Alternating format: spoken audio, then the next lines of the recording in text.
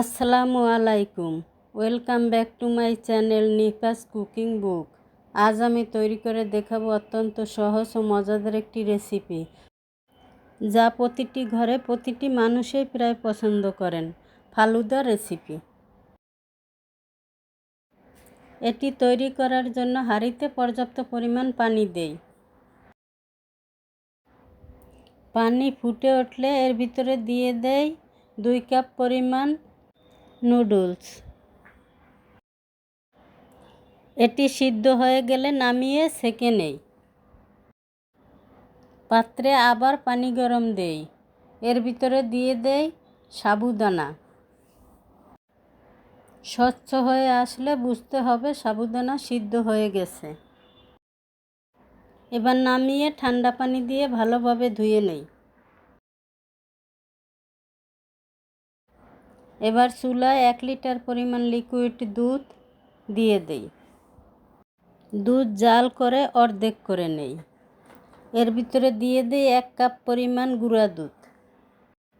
এবার নেড়ে চেড়ে মিশিয়ে নেই। এর ভিতরে দিয়ে দিই আধা কাপ পরিমাণ চিনি।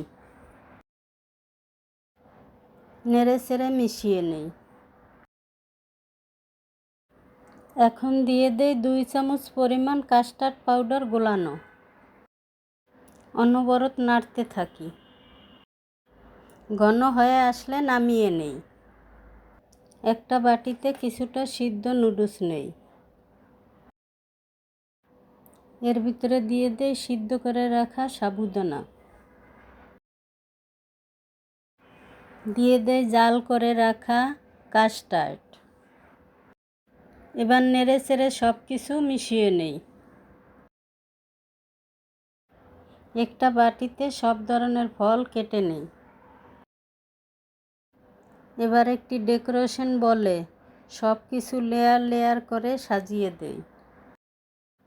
প্রথমে দিয়ে দেই নুডলস ও সাবুদানার লেয়ার। এরপর দিয়ে দেই বিভিন্ন ধরনের ফল। আবার দিয়ে দেই নুডলস ও সাবুদানার লেয়ার।